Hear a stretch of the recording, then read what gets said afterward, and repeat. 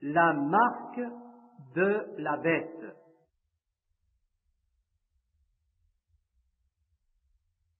Puisse Dieu donner sa bénédiction sur sa parole. Nous voulons courber nos fronts pour la prière avant de lire la parole. Bien-aimé Père Céleste, nous te remercions du privilège qui est le nôtre d'être sur la terre, d'y vivre, d'avoir la santé et la force de pouvoir être assis dans la maison où la parole de Dieu est lue. Oh, nous te prions, Sauveur béni, tu es notre Sauveur, tu nous as lavés dans ton sang et nous as purifiés et nous as présentés au Père sans tache ni ride.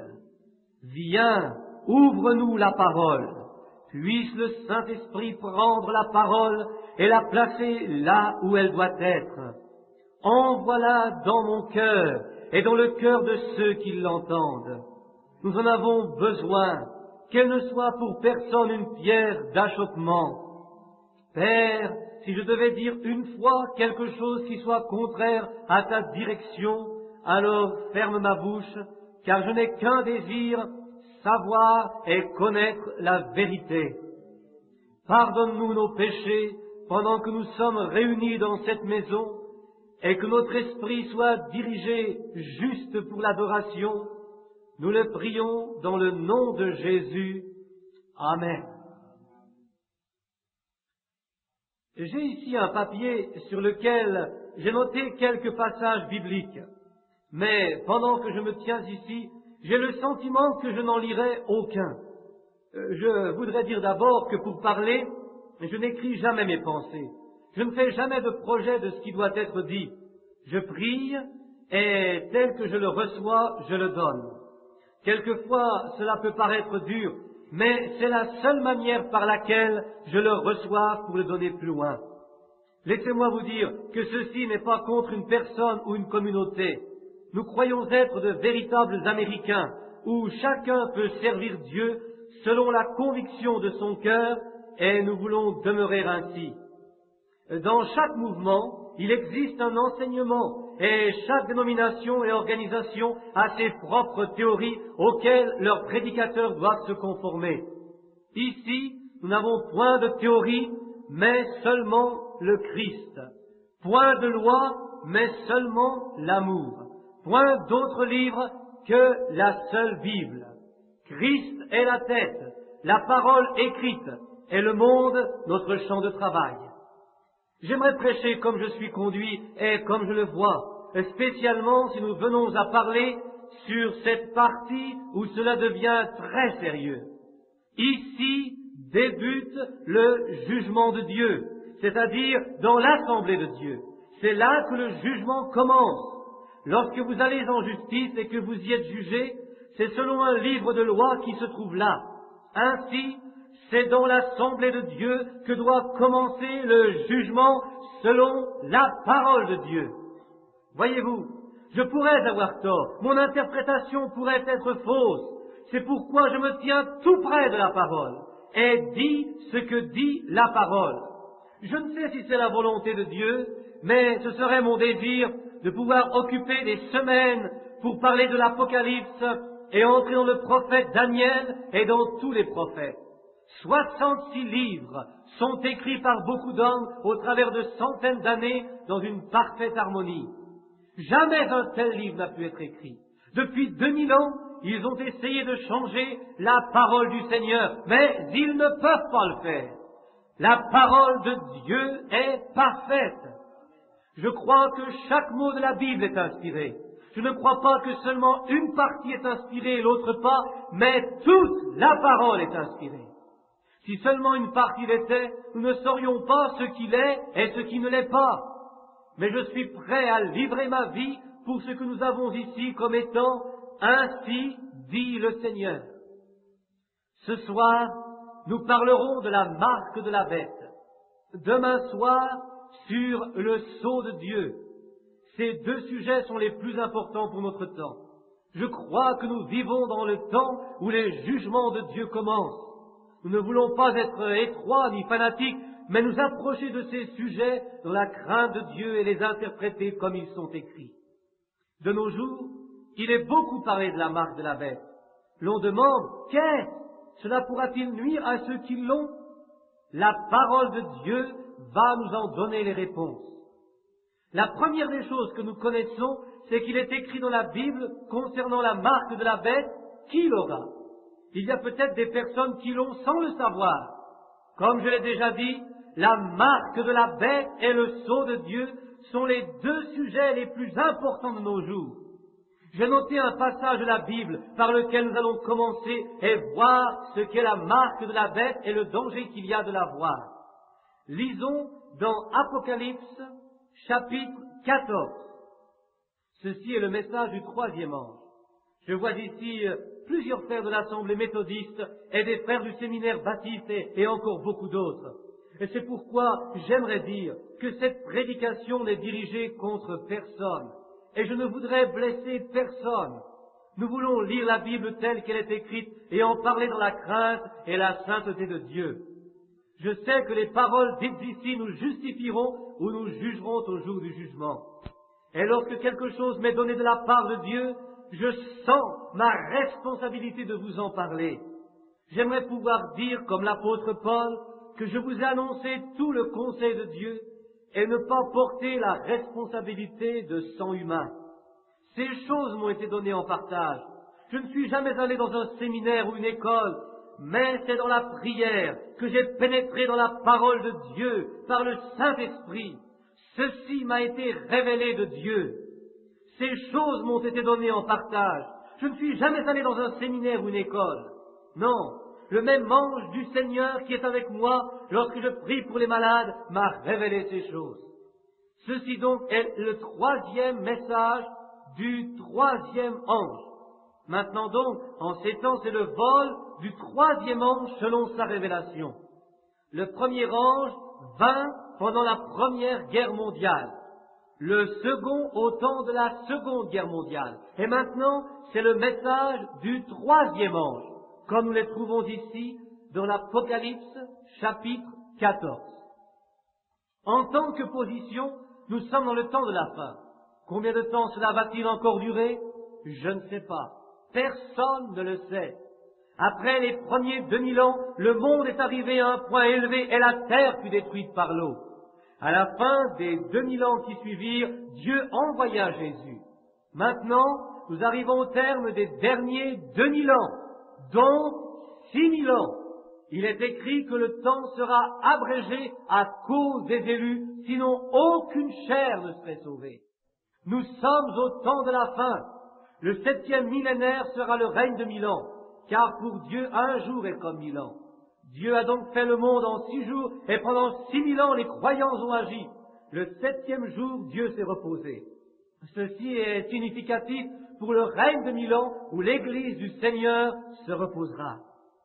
Lorsque je pense à ceci, il me vient à l'esprit. Lorsque je me trouvais à l'ouest, chaque propriétaire de bétail devait donner une marque à chacune de ses bêtes. C'est avec un fer chauffé à rouge que la marque est faite. La chair et la peau sont brûlées. Et après cette opération, la bête peut s'en aller car elle sera reconnue même au milieu d'un autre troupeau. Ainsi, vous aussi, vous devez vous approcher de l'autel de Dieu et recevoir la marque de Dieu pour être reconnu par le Saint-Esprit. Et quand le propriétaire passe, alors il sait à qui vous appartenez. C'est de cela qu'il s'agit. C'est le temps de la marque. Il y aura 2 marques, l'une de Dieu, l'autre de Satan. Dieu prendra les siens et Satan les siens. Aujourd'hui, nous voulons voir qui porte la marque de Satan. Et demain, nous verrons qui porte la marque de Dieu.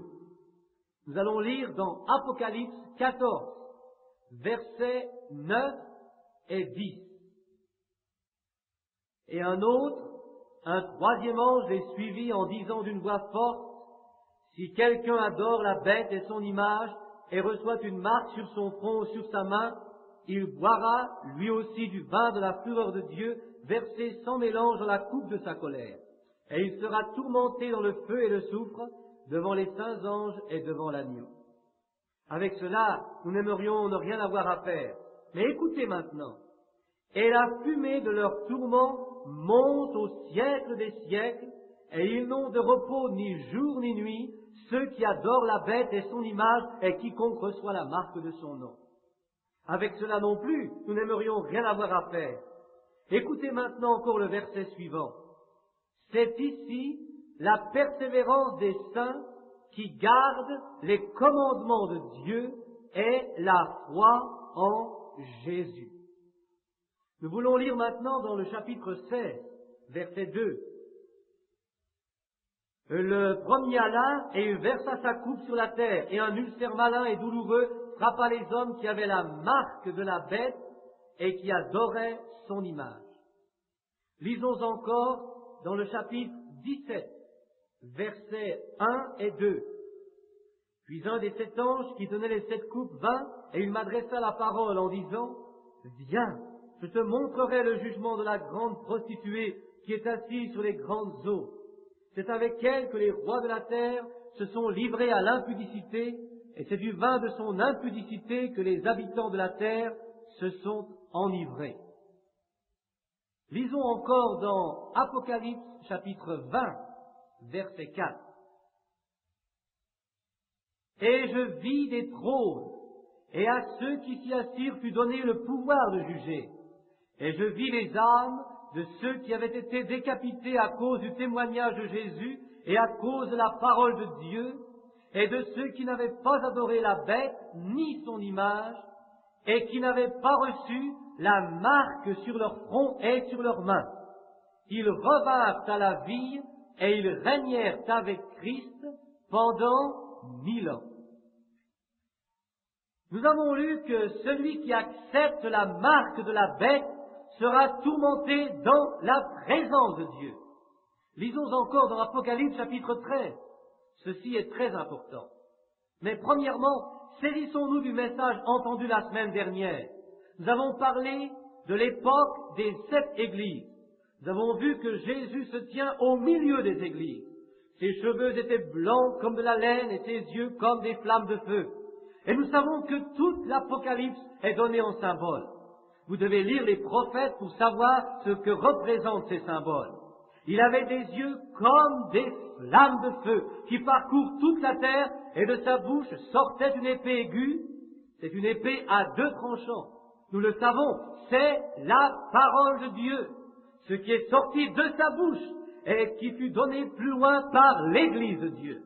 Nous lisons dans Hébreux 4 que la parole de Dieu est plus tranchante qu'une épée quelconque à 2 tranchants. Christ dans son Église, l'Église vêtue de blanc, et nous voyons qu'autour de sa poitrine, il portait une ceinture d'or. Le blanc représente la justice de Christ, et la ceinture d'or représente la prédication de l'Évangile. Car par la prédication de l'Évangile, le Saint-Esprit vient sur son Église, et la justice de Christ lui est donnée en partage. Et ses pieds étaient semblables à de l'airain ardent. Voyez, il a pris le jugement sur lui. Christ prit le jugement de Dieu sur lui. Il a payé le prix. Christ se tenait là, à notre place. Quelle merveilleuse image! Il se tient là, au milieu des 7 chandeliers. Voyons maintenant ce que possédait la première Église. Au temps des fêtes, ils avaient le baptême du Saint-Esprit. Ils baptisaient les gens dans l'eau et avec toutes sortes de miracles qui accompagnaient ceux qui avaient cru. Et ensuite, à travers toutes les époques ou tous les âges, c'est devenu toujours plus sombre. Et pour finir, tout a été faussé. Un faux baptême de l'Esprit et un faux baptême d'eau. Mais par la Réformation, une lumière nouvelle est apparue. Puis vint Wesley et nous trouvons maintenant dans la Odyssée. Ils sont tièdes et lâches dans la Odyssée. Et Dieu va les vomir de sa bouche. Tout véritable enfant de Dieu sait que les 7 chandeliers d'or représentent les 7 âges de l'Église. Pour cela, nous avons déjà une directive dans l'Ancien Testament. Mais à la fin, quand les Juifs accepteront le salut, il y aura parmi les païens un puissant réveil. La Bible dit que les païens fouleront Jérusalem de leurs pieds jusqu'à ce que le temps des nations soit passé. Les nations ont un temps fixé. Nous voyons comment Christ accompagnait les siens par les signes et les miracles depuis le commencement. Mais par la suite, cela devint toujours plus sombre. Mais à la fin, il y aura une porte ouverte. Avant de poursuivre, je veux faire mention du prophète Zacharie. Il disait, « Il viendra un jour où il ne sera ni jour ni nuit, mais à l'heure du soir, la lumière paraîtra. » Il est très important que vous compreniez tout cela. Le prophète disait, il viendra un jour couvert, mais à l'heure du soir, la lumière paraîtra. Quelle belle image! Ce jour représente les guerres et les bruits de guerre et tout ce qui s'est passé avec les églises. Vous ne pouvez l'appeler ni jour ni nuit. L'évangile est prêché et malgré cela, les églises ne sont pas où elles devraient être. Au début, on entendait dire qu'elle faisait ceci et que ceci ou cela était arrivé. Mais aujourd'hui, cela n'arrive plus. Pourtant, les chrétiens de maintenant croient toujours au retour de Christ. Vous ne pouvez l'appeler ni jour ni nuit, mais à l'heure du soir, la lumière paraîtra. À l'heure du soir, la Bible est un livre de l'Orient.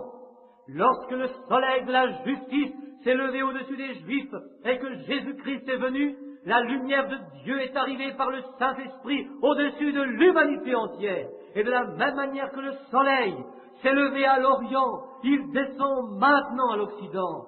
Nous sommes la population de l'Occident. Et voici, le Seigneur a promis que la lumière viendrait le soir pour éclairer. Mais les ténèbres ne l'ont pas compris, parce que l'humanité préfère l'œuvre des ténèbres à Dieu.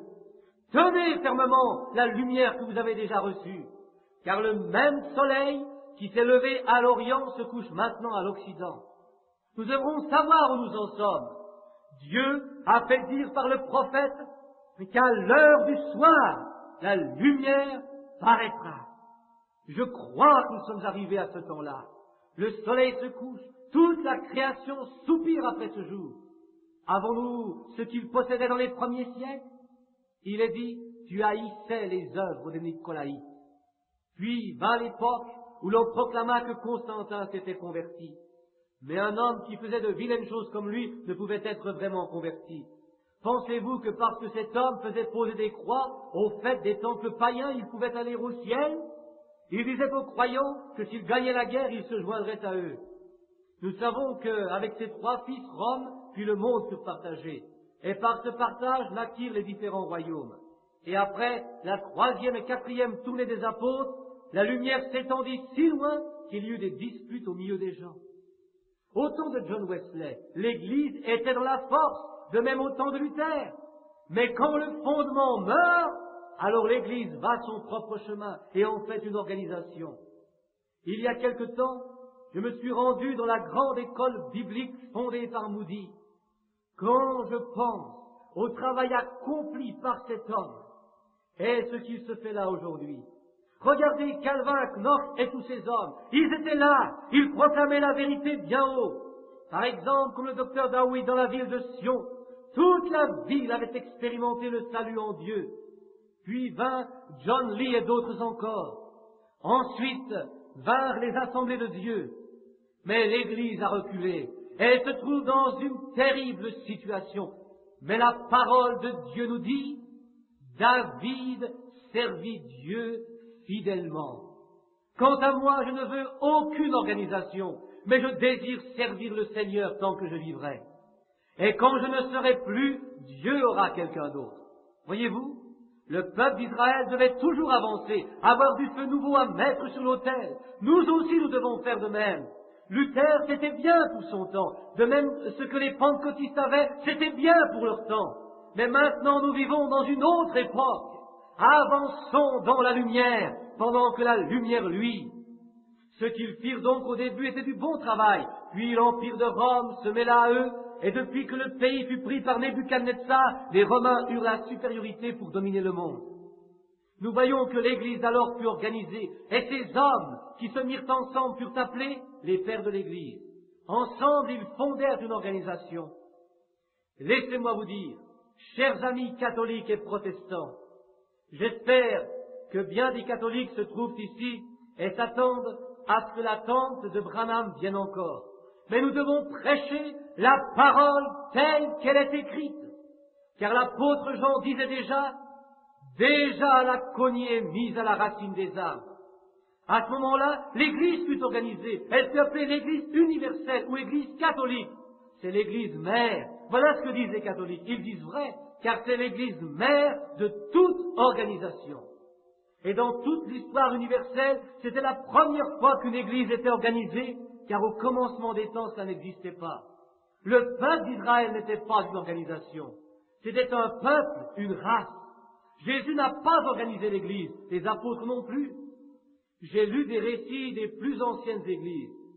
Si je fais ces déclarations devant des milliers de personnes, je dois être capable de prouver ce que je dis. Auparavant, jamais une Église ne fut organisée. L'apôtre Pierre n'a organisé aucune Église. Pierre était un homme marié. Vous prétendez qu'il était le pape. Or, il ne pouvait être le pape, puisqu'il est écrit que sa belle-mère était malade et que Jésus l'a guérie. Pierre n'est jamais allé à Rome. Aucun récit authentique ne peut prouver que Pierre soit allé à Rome. Mais ces hommes se mirent ensemble. Ils ont appris une prière. Tout devait se faire de la même manière. Ils ont enlevé certains passages de la Bible et ils en ont rajouté d'autres. Par exemple, aucun passage de la Bible ne nous parle d'un purgatoire et d'une Sainte Marie. Si vous trouvez un seul passage qui parle de ces choses, vous avez le devoir et la possibilité de me les apporter. Le livre des Maccabées, sur lesquels il s'appuie, ce n'est pas la parole de Dieu. La Bible que nous possédons, écrite par les apôtres et les hommes de Dieu après eux, est le seul livre reconnu. Mais vous pensez peut-être que j'en veux aux catholiques. Pas du tout. Mais écoutez, après que l'Église catholique fut organisée, la persécution a commencé, car l'État et l'Église s'étaient unis, et de la Rome païenne, ils prirent du christianisme pour y mettre leur propre formule. Et en tant que païens, ils ne pouvaient admettre que les gens puissent prier sans portrait. Ils ont descendu Vénus, et ils l'ont remplacé par Marie. Ils ont enlevé Jupiter, et ils l'ont remplacé par Pierre. Et ils ont dicté une prière universelle. Vous ne pouvez pas discuter avec un prêtre catholique sur le fondement de la Bible. Dernièrement, un jeune prêtre est venu me trouver et il m'a dit, « Vous, protestants, vous lisez la Bible et vous restez à la maison, tandis que nous, catholiques, nous allons à l'église et nous adorons. » Je lui ai répondu, « Qui adorez-vous » Il a répondu, « Dieu est dans son église. » Je lui ai dit, « Dieu n'est pas à l'église, mais dans sa parole. » Car il est écrit dans Romains 3, verset 4, que Dieu soit reconnu pour vrai et tout homme pour menteur. Là-dessus, le jeune prêtre m'a répondu, « Ne pensez-vous pas qu'une si grande multitude puisse avoir raison ?» Je lui ai répliqué, « Non. Lorsqu'un homme, dans la volonté de Dieu, prêche la vérité de Dieu, alors il est à la bonne place. Ne pensez-vous pas à l'histoire de Michée? Quand Josaphat voulut entendre encore un prophète, il vint et il prophétisa. Il se trouvait là 400 prophètes qui avaient prophétisé. Mais lui, c'était un homme de Dieu. C'était lui qui disait la vérité. Quoi qu'il ait été battu, c'était lui qui avait la vérité. Qu'importe ce que les gens peuvent dire, ce qui est important, c'est que nous puissions dire « Ainsi parle le Seigneur ». Nous devons dire ce que Dieu a dit. Ils organisèrent donc la grande Église. Et vous savez qu'aujourd'hui encore, l'Église catholique fait valoir son influence. Où ont-ils trouvé qu'il ne fallait pas manger de viande, ni se marier? Ils n'écoutent pas ce que dit la Bible, mais par contre, ils obéissent à l'Église. Et pourtant, Dieu dit que la parole de l'homme n'est que mensonge. Seule sa parole est vraie. Ils ont établi d'abord l'enseignement, puis ensuite a commencé la persécution. Mais, par la Réformation, une lumière est apparue. Martin Luther protestait contre l'Église de Rome, car en lui donnant la Sainte Seine, on lui disait « Ceci est le corps naturel du Christ ». Mais Luther répondait que c'était seulement un symbole. On leur a dit que lorsqu'ils prenaient le souper du Seigneur, ils prenaient en eux le Saint-Esprit. Le mot « Eucharistie » traduit textuellement veut dire « Saint-Esprit ». Nous savons que le baptême du Saint-Esprit est un baptême d'esprit et de feu. En effet, à la Pentecôte, ce n'est pas un prêtre qui est venu déposer quelque chose sur la langue des 120, mais c'est du ciel qui est venu un vent impétueux, et le Saint-Esprit a rempli toute la maison dans laquelle il se trouvait. C'est arrivé à ce moment-là, et cela se produit encore aujourd'hui. Tous les passages bibliques dont je vous parle, je puis vous les donner si vous le désirez. Mais nous n'avons pas le temps aujourd'hui de développer un tel sujet qui nous prend habituellement des semaines. Bien, après Martin Luther, vint Wesley. Comme Martin Luther avait le catéchisme, c'est lui qui fit les baptêmes dans la Trinité, qui n'a jamais été enseigné dans la Bible. En effet, selon la parole de Dieu, jamais quelqu'un n'a été baptisé au nom du Père et du Fils et du Saint-Esprit. Mais Jésus parla aux disciples, et il leur a dit de baptiser sur le nom, ou dans le nom, ce que firent les disciples. Ils baptisaient au nom du Seigneur Jésus-Christ. Toute personne ayant été baptisée dans un autre nom que celui de Jésus-Christ devait se faire baptiser à nouveau au nom de Jésus-Christ. Et si une personne met son doigt sur un passage de la Bible où quelqu'un a été baptisé au nom du Père, du Fils et du Saint-Esprit, amenez-la moi. Vraiment, si une personne peut le faire, alors je descendrai de cette chair comme un hypocrite. Toute personne devait d'abord être baptisée au nom de Jésus-Christ avant de recevoir le baptême du Saint-Esprit. Voyez-vous, l'on prend une théorie à la place de la vérité. Sondez la parole de Dieu et ne dites pas, frère Branham l'a dit, car aussi longtemps que Jésus-Christ fut sur la terre, tout se déroula en ordre selon la parole de Dieu. Voyez l'Ancien Testament comme exemple. Prenez le temps d'Akab. Akab appartenait au peuple d'Israël, mais il prit une femme païenne. Par elle, il amena l'idolâtrie parmi son peuple. Ceci est une merveilleuse image. Si le protestantisme s'unit au catholicisme, ils introduisent l'idolâtrie. Pour tout, ils ont un équivalent. Par exemple, pour le Saint-Esprit, un symbole. Pour le baptême au nom de Jésus, la formule Père, Fils, Saint-Esprit. Je peux vous le prouver par l'Écriture. Ils ont un équivalent sur équivalent. Martin Luther garda ces choses. Wesley aussi en partie. Mais jamais nous ne lisons dans la Bible que quelqu'un ait été aspergé. Malgré cela, vous acceptez vous aussi que cela se fasse avec vous. Ils viennent avec un petit flacon et ils vous versent quelques gouttes d'eau sur le front. Ils font ce que les catholiques ont commencé à faire et vous voulez vous unir à cela?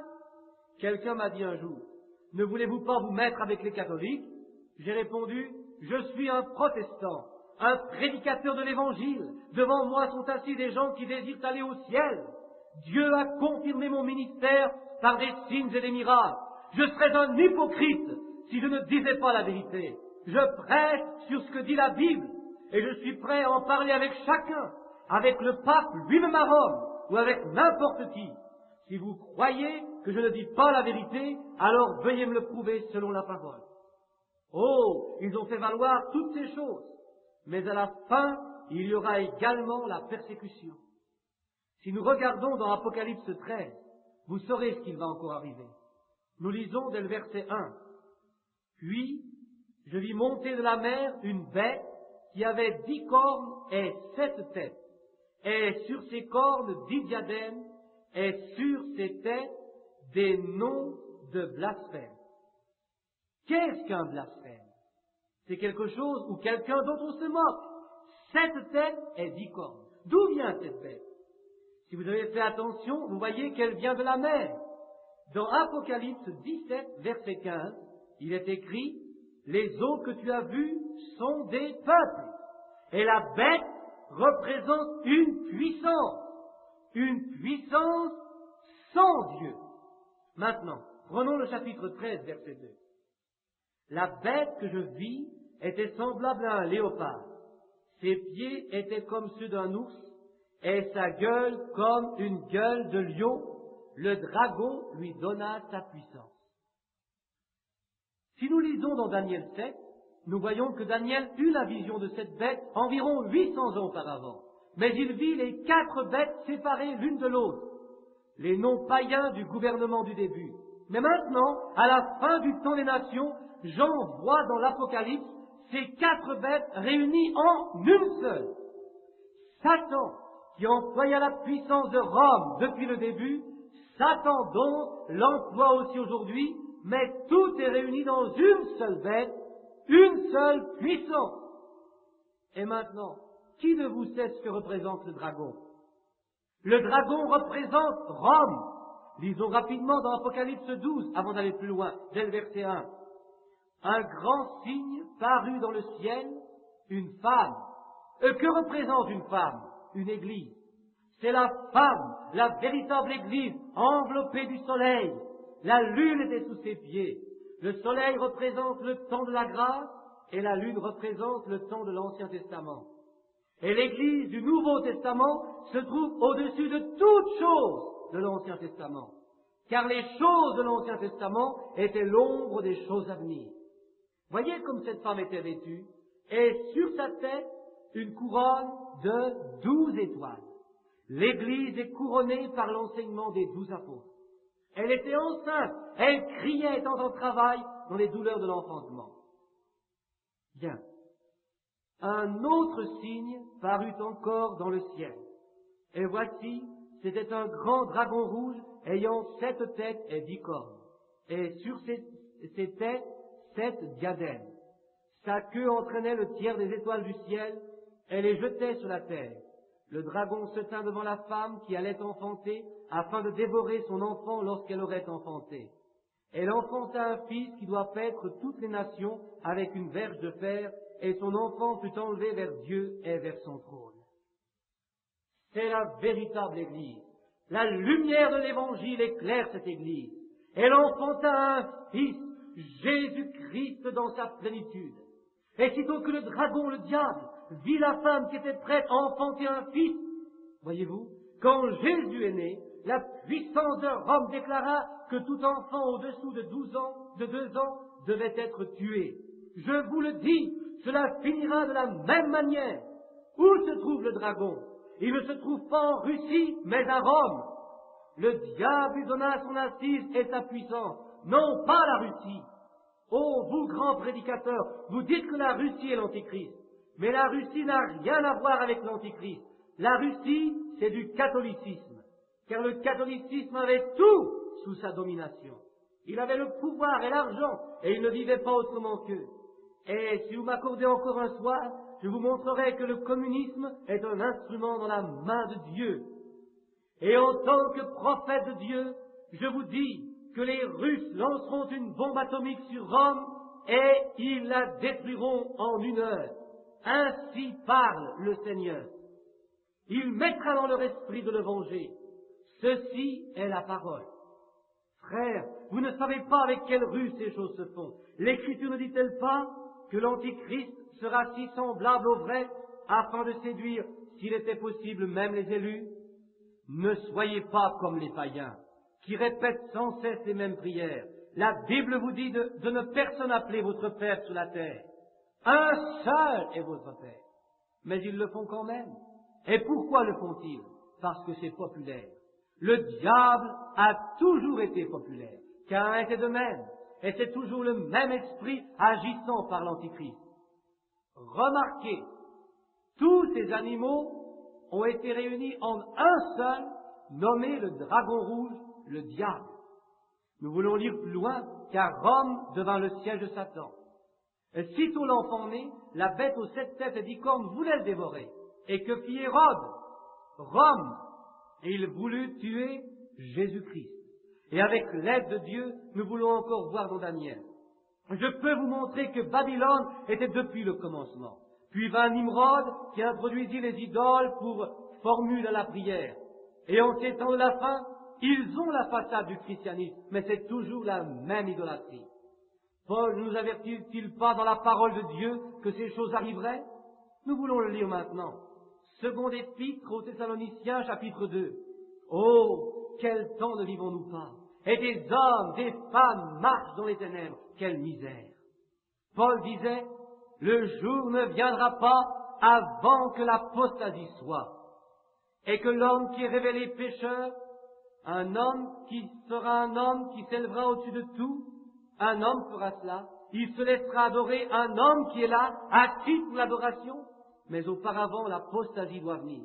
Voyez, il vient une époque de tiédeur dans l'Église.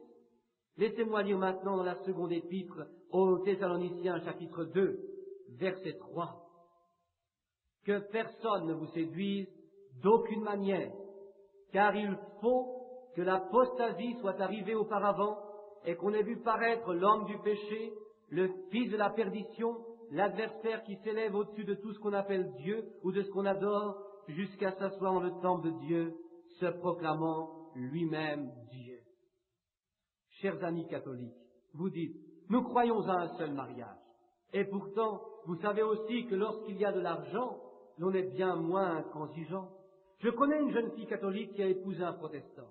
Par la suite, ils ont divorcé. Ensuite, moyennant une grosse somme d'argent, elle fut autorisée à épouser un catholique et fut considérée à nouveau comme étant une jeune fille. Je pourrais la nommer par son nom, car je connais bien sa sœur et sa mère. Tout cela est absurde, car étant déjà mariée, elle vit maintenant dans l'adultère. C'est la vérité. Ainsi parle le Seigneur. Oh, que font-ils? Faire payer tant d'argent. Vous ne le voyez pas ici, mais allez là-bas au-delà de l'océan où ils ont la main forte. Un jour, un prédicateur du plein évangile qui prêchait la parole de la puissance du Saint-Esprit, par lequel il y eut des miracles et des guérisons, fut tué dans la rue. Là, frère Osborne a eu aussi de grandes réunions. La présence du Saint-Esprit était si extraordinaire qu'il fut assassiné là, dans la rue. La mère et la sœur de ce prédicateur suivirent le cortège de ceux qui enlevèrent le corps. Des milliers de catholiques qui avaient assisté à cet assassinat dirent « Si c'est ainsi que l'Église catholique agit, nous ne voulons plus en faire partie. » Et beaucoup se convertissent à Jésus-Christ. Écoutez maintenant, cela continue, prenez garde. J'aimerais que vous ayez une image très claire dans votre mémoire. Vous savez que les royaumes païens ont débuté avec Nebuchadnezzar. Il eut un songe, et c'est Daniel qui donna l'interprétation et l'explication de la statue. Il vit les différents royaumes qui devaient être, et à la fin, il vit que Jésus, à la place de la petite pierre, arrive de la montagne et frappe la statue pour la détruire. Et en dernier, il y eut le fer et l'argile qui étaient dans les orteils, et quoi qu'ils aient été ensemble, ils se sépareront à nouveau. Vous savez que par le mariage, on a essayé de mélanger, de lier ensemble. Lisez une fois le prophète Daniel et vous comprendrez. Mais malgré cela, les gens se chicanent et ne comprennent pas. Oh, notre Amérique est corrompue au point le plus grave. Je peux vous le montrer par la femme de l'Apocalypse 12 qui s'est enfuie au désert. C'est ainsi que Dieu nous a donné un temps où nous sommes en liberté et avons été gardés car nous pouvons encore prêcher. Mais lorsque nous arrivons au chapitre 13 de l'Apocalypse, nous voyons qu'une autre bête apparaît. Verset 11. Puis je vis monter de la terre une autre bête. Elle ne sortait pas de l'eau, mais de la terre. Et si l'eau représente des peuples et des multitudes, cette bête donc vient d'un pays qui n'est pas habité, soit l'Amérique. Cette bête opérait de grands prodiges, même jusqu'à faire descendre du feu du ciel sur la terre. Les bombes atomiques et autres. Voyez, cette Amérique arrive à un moment où l'État et l'Église vont s'unir. Catholiques et protestants vont se mettre ensemble pour combattre le communisme. Et ceux qui aujourd'hui restent à la maison pour lire un roman au lieu de la Bible, qui se disputent au lieu d'être dans une réunion de prière, un jour vous serez sur vos genoux. Oui, le jour où par Nebuchadnezzar le royaume païen débuta, comme cela a commencé, exactement de la même manière, cela finira. Comme il y eut un commencement pour le temps de la grâce pour les païens, il y aura pour eux aussi une fin. Et lorsque le roi Nebuchadnezzar eut le rêve, il y avait là un prophète dans Babylone. Il se trouvait là aussi 3 hommes, Shadrach, Meshach et Abednego, ainsi que Daniel. Leur décision était de servir Dieu seul. Le roi Nebuchadnezzar avait élevé Daniel et lui avait donné le commandement de toute la province de Babylone. Prenez garde maintenant. Le roi fit une statue d'or et il donna l'ordre que chacun se prosterne devant la statue. Savez-vous de qui a été fait l'image? De Daniel. C'était l'image d'un homme, car il disait, l'Esprit des dieux n'habite-t-il pas en lui? Ainsi, ils firent une statue de Daniel, et quiconque ne se prosternait pas pour l'adorer serait jeté au milieu d'une fournaise ardente. Donc, tous ceux qui n'adoraient pas la statue furent punis. C'est ainsi que le temps des païens commença avec l'adoration de formes religieuses, ce qui est du paganisme et de l'idolâtrie. C'est ainsi que cela finira. Ils mettent Jésus devant vous pour l'adorer. N'est-ce pas arrivé à l'époque sombre où l'on tendait le crucifix aux gens pour qu'ils le baisent, sinon ils étaient brûlés vifs ou déchirés? Je me suis rendu dans les catacombes et je sais de quoi je parle. Voyez maintenant ce que la Bible en dit. J'aimerais que vous observiez comment la puissance babylonienne fut brisée. Le jour est venu où ils apportèrent les ustensiles sacrés, les vases, les coupes, et tandis qu'ils organisèrent la fête grande, ils voulurent boire de ces récipients. C'est à ce moment-là qu'apparurent les doigts d'une main d'homme, et cette main écrivit à la paroi, « Comptez, comptez, pesez et divisez ». Mais les sages de ce temps-là ne purent pas lire ce qui était écrit. Pourtant, il y avait là un homme qui pouvait parler des langues inconnues et pouvait les interpréter. Comme cela fut le cas au début, cela finira également dans la puissance du Saint-Esprit, et des grands prodiges et des miracles auront lieu. Comme cela a commencé, cela finira également. Là, ils se prosternaient, ils priaient devant une religion païenne, mais Dieu écrivit à la paroi, « Comptez, comptez, pesez, divisez ». Le même Saint-Esprit qui conduisit Daniel à ce moment-là et lui donna la révélation, le même Saint-Esprit est parmi nous et il conduit son peuple. Vous pouvez penser qu'il y a beaucoup de l'homme, c'est possible, mais le Saint-Esprit est ici. Et si vous n'êtes pas plus intéressé aux choses de Dieu et que vous vous mettiez aussitôt à critiquer, alors vous ne prenez pas le salut pour vrai. Vous devriez prendre la Bible et lire jusqu'à ce que Dieu vous la révèle. Car nous sommes la semence d'Abraham et Dieu vous révélera sa parole. Mais voyez-vous, personne ne peut venir à lui à moins qu'il ne l'appelle. Mais vous ne vous souciez pas assez de cela. Quelquefois vous dites que le docteur a dit telle ou telle chose et vous vous détournez et vous blasphémez contre le Saint-Esprit. Vous saurez bientôt ce qu'est le signe du diable et la marque de la bête. Car celui qui blasphème contre le Saint-Esprit, il ne lui sera pardonné ni dans ce monde, ni dans le monde à venir. Vous pouvez ainsi vous fermer le ciel et ne plus trouver le pardon. Soyez vigilants, marchez dans la crainte, prenez garde à ce que vous faites, voyez ce qui arrive. Tout cela arrive à un point culminant. Nous arrivons bientôt au chapitre 17 de l'Apocalypse. Ouvrez vos Bibles et écoutez bien. Voyez, il y a deux signes. L'un est celui de la chute, l'autre celui du Saint-Esprit. J'ai déjà dit que l'Église catholique avait ses propres idées depuis le début. Elle a le faux enseignement sur le souper du Seigneur. Et le baptême du Saint-Esprit, elle l'a supprimé. Or, selon la parole de Dieu, nous devons dire que tout ce qui n'est pas conforme est faux. Ils baptisent au nom du Père, Fils et Saint-Esprit, ce qui est une coutume absolument catholique. Ce n'est pas un baptême biblique. Je leur ai demandé, pourquoi faites-vous cela? Ils m'ont répondu, l'Église catholique a le pouvoir de faire ce qu'elle veut. J'ai dit, c'est vrai, mais moi je ne me plierai pas, car j'obéis uniquement à la parole de Dieu. Je dois dire toute la vérité. Vous voyez que maintenant, ils sont venus avec toutes sortes de choses, le catéchisme par exemple. Qu'est-ce que tout cela? C'est pour pouvoir dominer ainsi sur des millions de gens incrédules.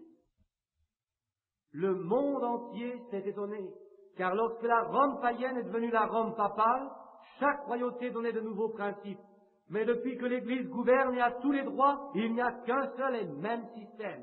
Si un pape meurt, un autre lui succède et la bête pénètre dans la corruption à nouveau.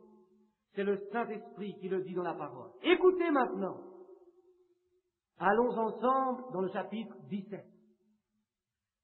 Là sont les 7 anges qui avaient les 7 coupes de la colère.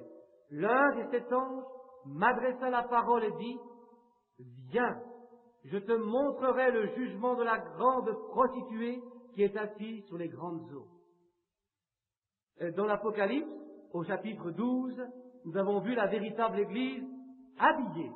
Par contre, ici, dans le chapitre 17, il s'agit de la grande prostituée. Nous ne voulons pas nous presser afin de bien observer cette prostituée. Qu'est-ce qu'une prostituée? C'est une femme qui se fait passer pour une honnête femme, mais qui commet adultère avec d'autres hommes. Si une femme représente une église, alors ici, c'est une église qui se fait passer pour l'Église de Dieu, mais qui commet l'adultère spirituel. Nous allons voir où elle est assise maintenant.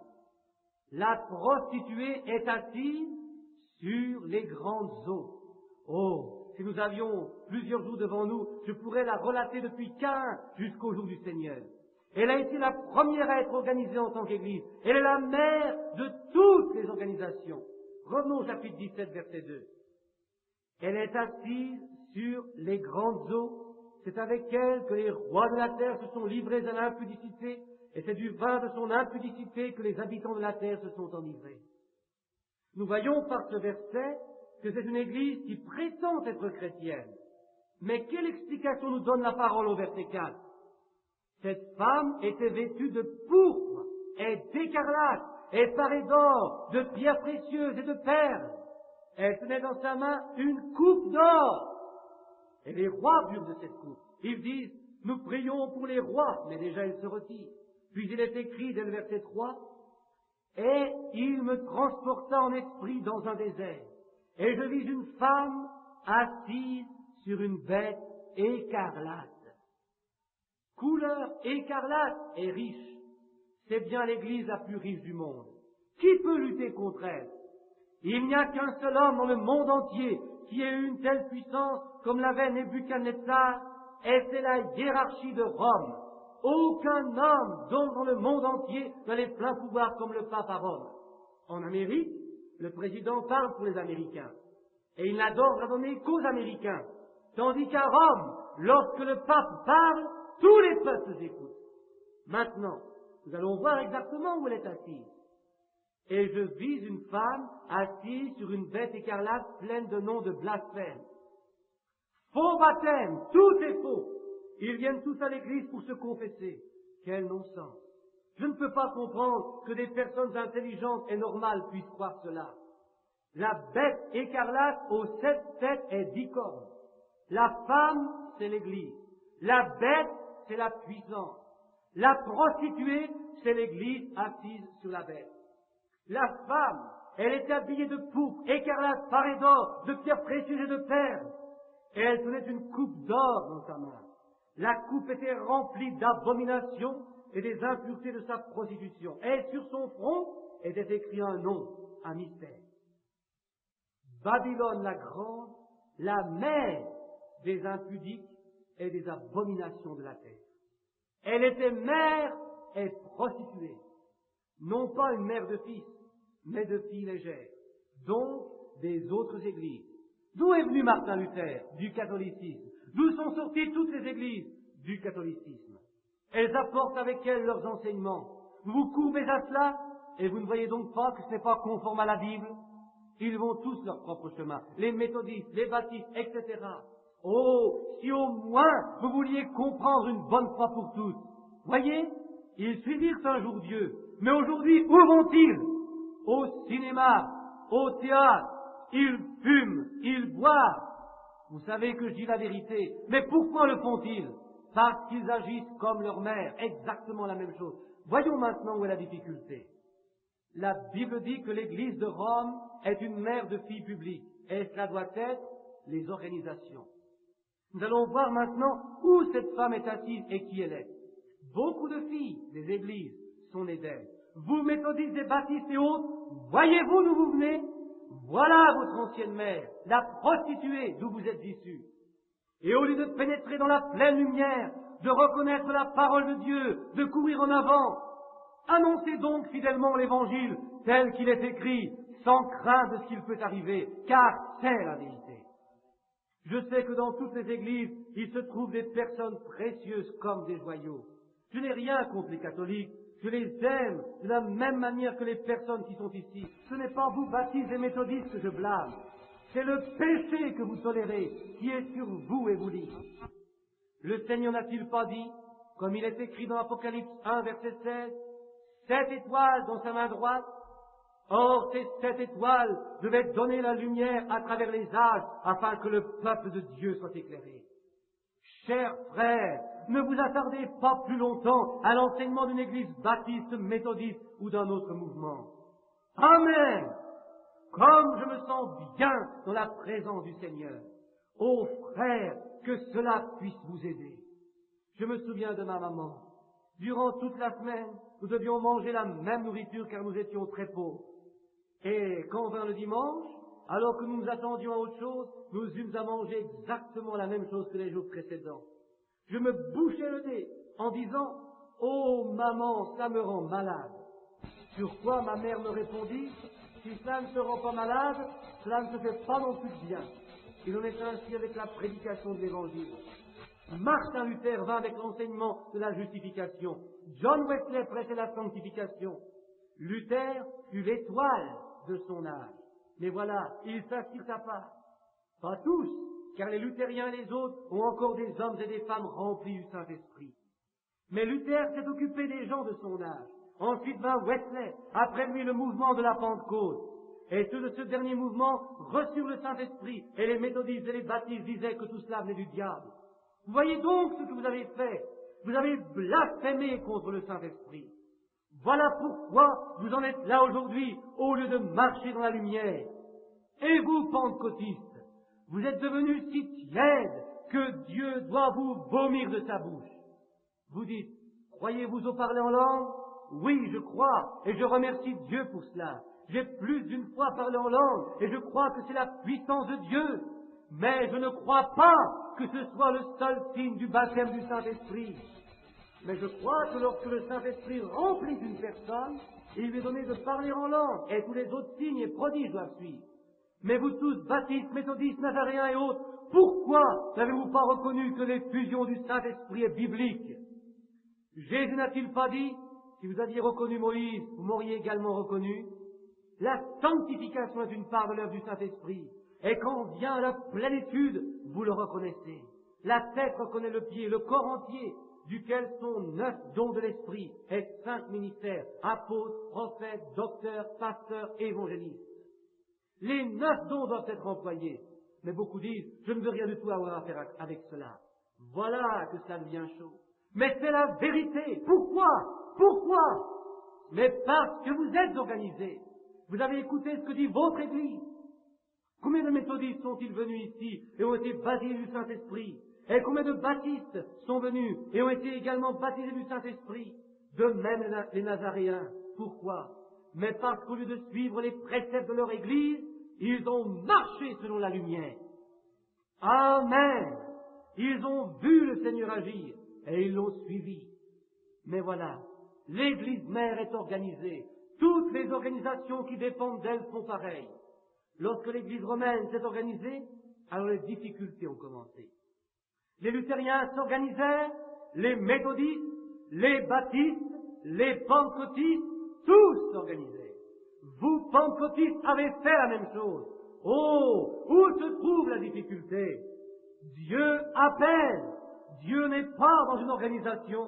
Il est dans l'Esprit, le Saint-Esprit. Alléluia! Ne vous préoccupez pas de ce que disent les dénominations. C'est du non-sens. Toutes ces organisations sont liées avec le catholicisme et reçoivent la même marque. Dieu n'a-t-il pas dit, vous, mon peuple, sortez du milieu d'eux, mettez-vous à part et ne touchez rien d'impur et je vous recevrai? Vous voyez, tous ceux qui acceptent la marque de la bête ou le nombre de son nom. Oh, comme j'aimerais que nous puissions disposer de plus de temps. Vous, protestants, il est dit dans la Bible, faisons-nous une image. Oh, de nouveau une organisation. Puis vous dites, nous avons autant de gens bien que telle ou telle autre église. Mais que dit la Bible? L'une est la prostituée, toutes les autres sont ses filles.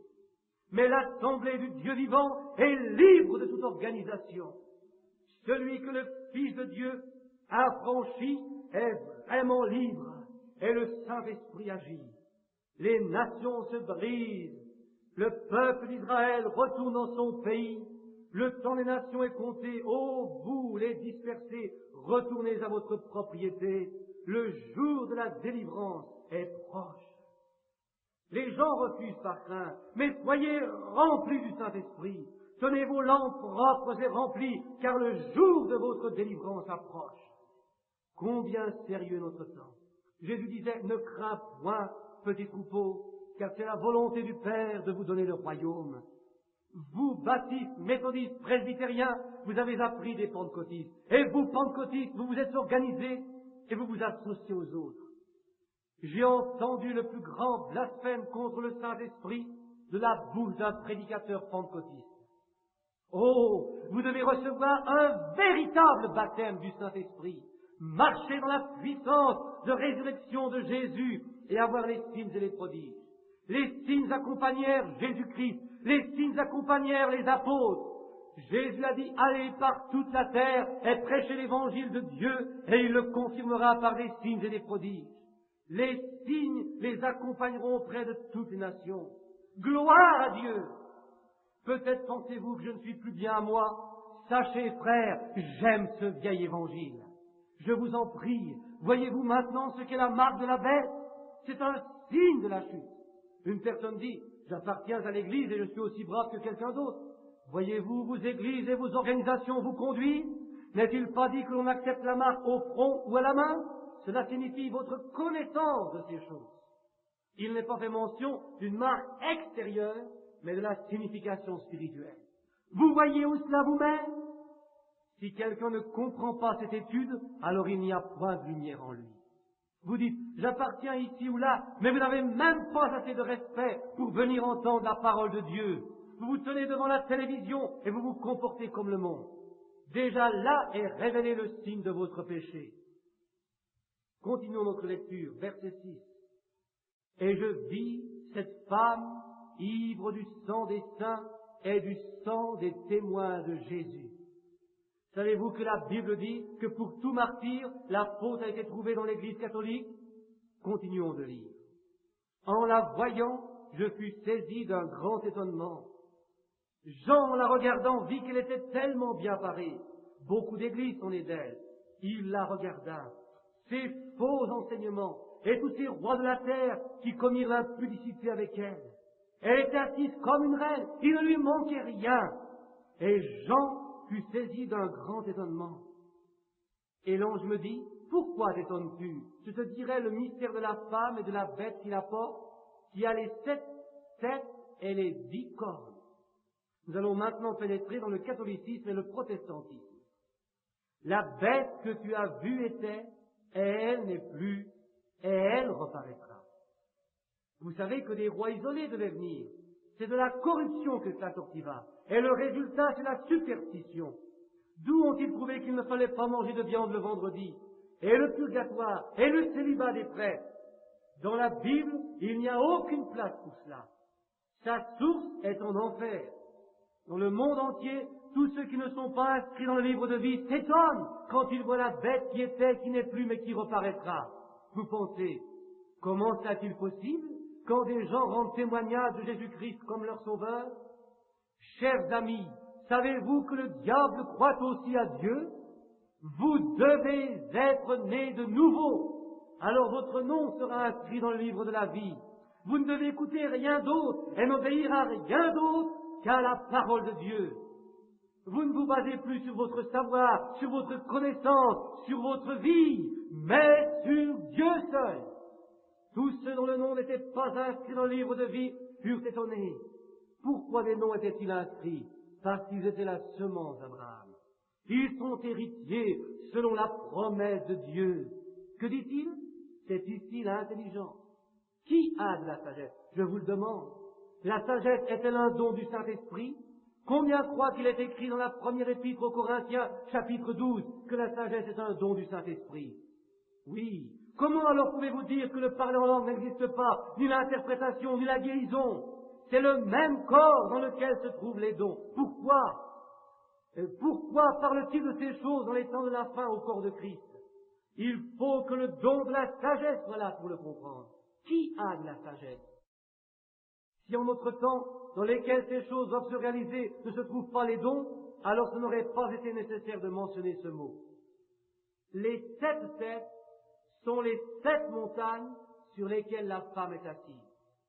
Dans quelle ville sur la terre existe-t-il une église mondiale assise sur 7 montagnes? Cette ville est Rome, le Vatican. Est-ce exact? La Bible dit que cette prostituée avec laquelle tous les rois de la terre ont commis adultère et qu'il y avait beaucoup de filles, Donc, les organisations qui enseignent certaines choses comme elles-mêmes, c'est la prostituée assise sur cette montagne à Rome. C'est la seule ville dans le monde entier. Et c'est dans la Bible que je lis cela. Ils étaient 7 rois. Et si vous pénétrez dans l'histoire, vous pouvez le voir depuis ce temps-là. L'un est venu, c'était Néron.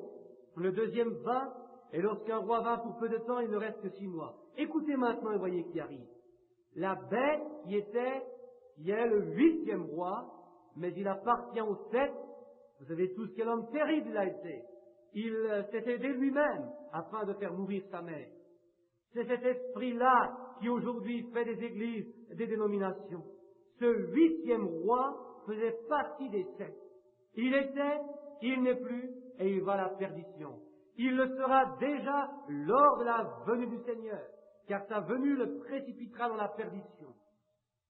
Les 10 cornes que tu as vues sont 10 rois, qui n'ont pas encore reçu de royaume, mais qui reçoivent autorité comme rois pendant 1 heure avec la bête. Ils recevront la puissance comme des rois, mais ils ne sont pas des rois. Ils sont des dictateurs, et non des rois couronnés. Oh, quand je lis ceci, mon cœur bondit de joie, car je pense que nous vivons dans ces derniers jours. Les 10 cornes que tu as vues sont 10 rois qui n'ont pas encore reçu leur pouvoir, mais ils le recevront pour 1 heure avec la bête. Ils ont un même dessein, et ils donnent leur puissance et leur autorité à la bête pour combattre contre l'agneau. Mais l'agneau les vaincra.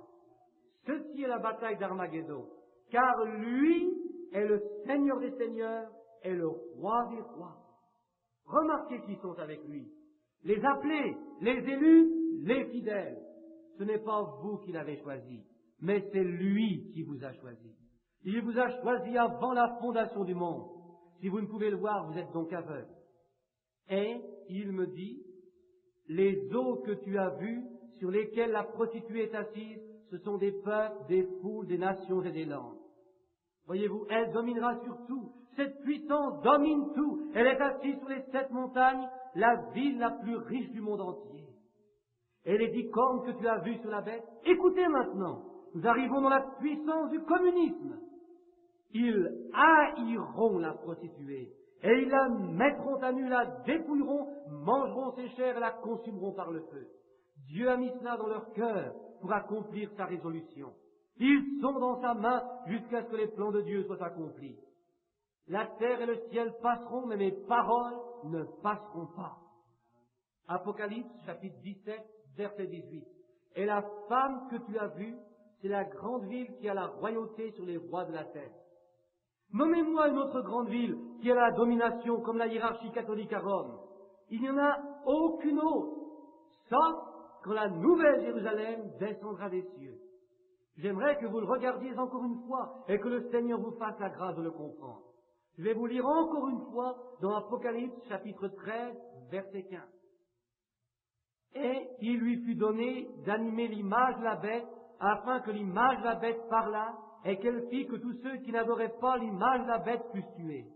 Et elle fit que tous, petits et grands, riches et pauvres, libres et esclaves, reçussent une marque sur leur main droite ou sur leur front, et que personne ne put acheter ni vendre sans avoir la marque, le nom de la bête ou le nombre de son nom. Voyez ce qui est écrit maintenant.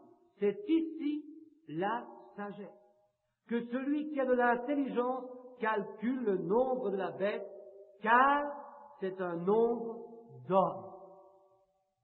Ici commence le boycottage.